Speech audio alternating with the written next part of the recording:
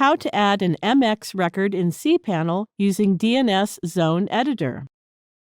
MX record or mail exchange record specifies a mail server responsible for accepting email messages. You can add an MX record using the cPanel's Zone Editor option. Log into your cPanel account and you will be on this page. Go to the Domains section and click the Zone Editor. Click the plus MX record button provided in front of the domain name to add an MX record.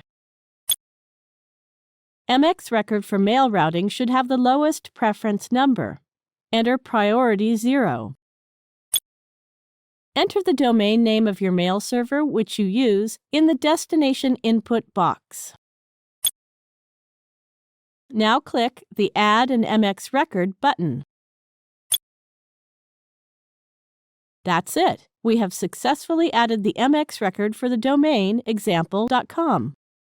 Thank you for watching.